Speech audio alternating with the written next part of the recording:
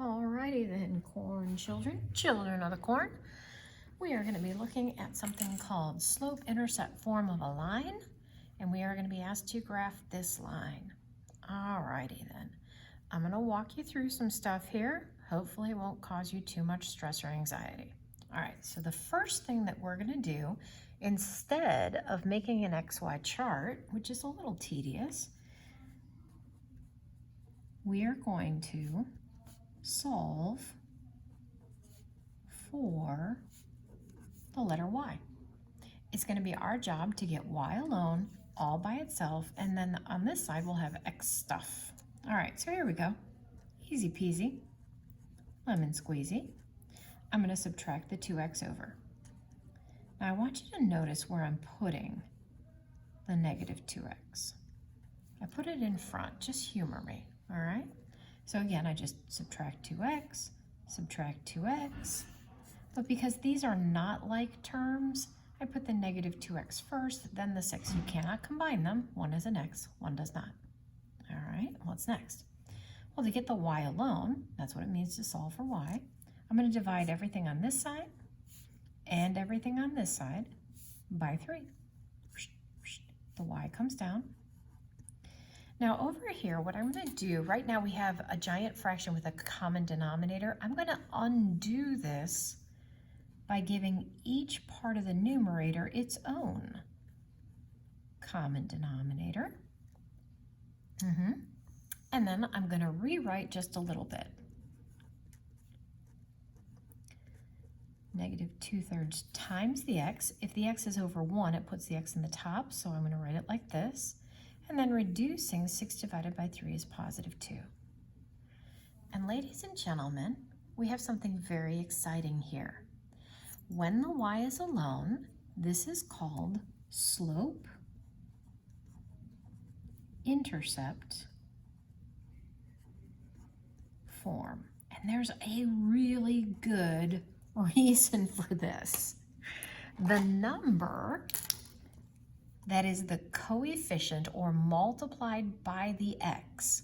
This one does not have an X, this one does.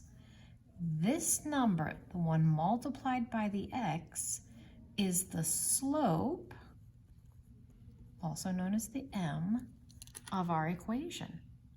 Yeah, that's your rise over your run. Yeah, I know. Now, that takes care of the word slope. What about intercept? The number that does not have an X. It is not multiplied by an X. It's a constant term. This number is not just any intercept. It is the Y-intercept. It is where our line crosses the Y-axis. Some people, most people, refer to this as the letter B. So we have slope, which we're calling M, and the Y-intercept, which we're calling B. And this form of the line, in general, is Y equals MX plus B. Well, hey, that's great and all, but we're supposed to graph this. What on earth are we going to do? All right, so step 1, we needed to get the Y alone. And what we've just done here in step 2, the blue, step 2 is to identify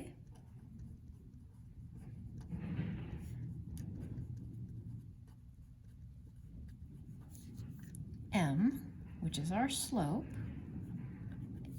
and B, which is our Y-intercept. And again, it is nothing more exciting than the slope has the X and the Y-intercept does not.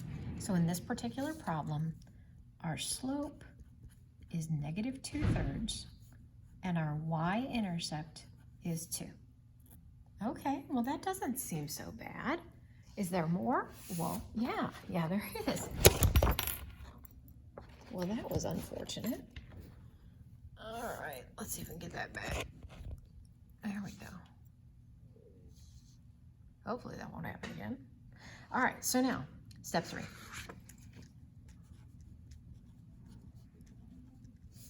We will plot the Y-intercept, which is the B, and then use the slope. What? What? Here's how it goes.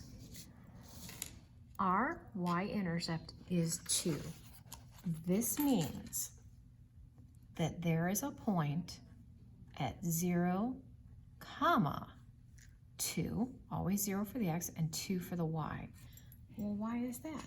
Well, if I plot the point 0, 2, I have an xy axis. Righty, lefty, 0, up 2 is a point on the y-axis. That is where my line will cross the y-axis. That, ladies and gentlemen, is the y-intercept. So I know my line goes through that point.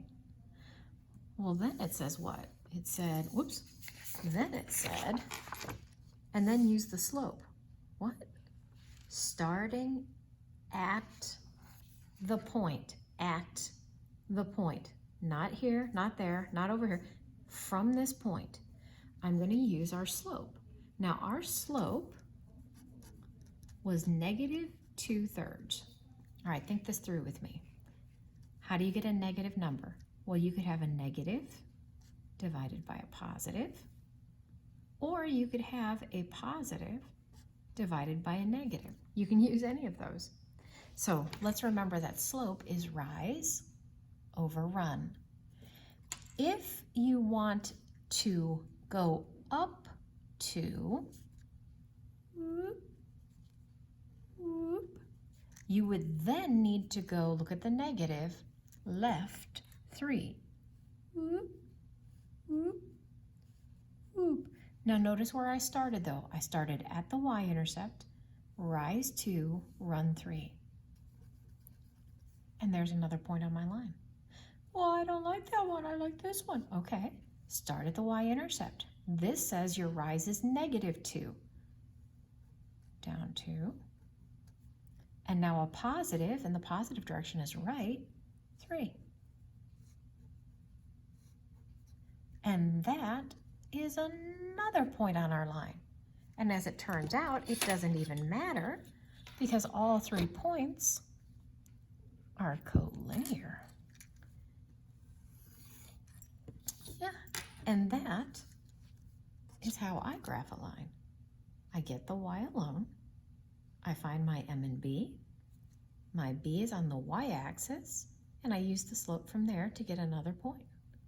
Yeah, that's not too bad. Wait a minute. What if I wanted to write the equation of a line starting with a graph? What? Pause the video if you need to.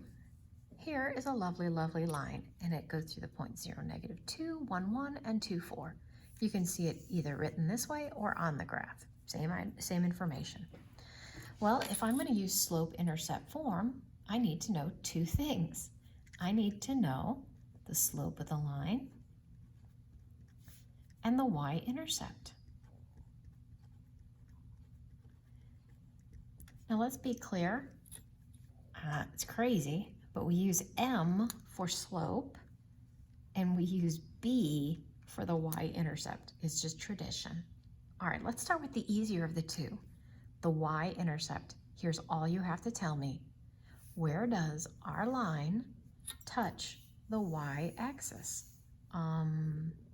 Right here. That's it. Do you see that 0, -2? Here's what this means to me. B is -2. I know, it's that easy. If you were looking at a table, you'd look for the 0, number. That right there is B. I know, right? All right, what about your slope? Well, we're just going to count rise and run. Any 2 points will do on the line. They have to be on the line.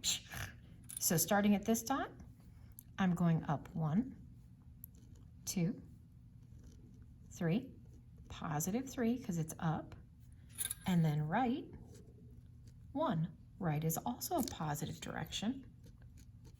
So not 1/3, it's the rise over the run.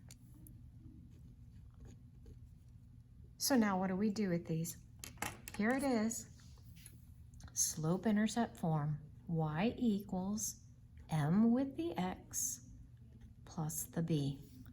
Slope-intercept form. All we have to do now is fill in the m and the b.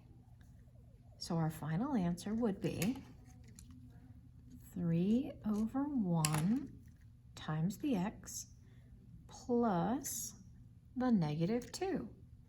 Now we can clean this up a little bit. 3/1 can be written as just plain 3. And if you remember, plus a negative is the same as a -2.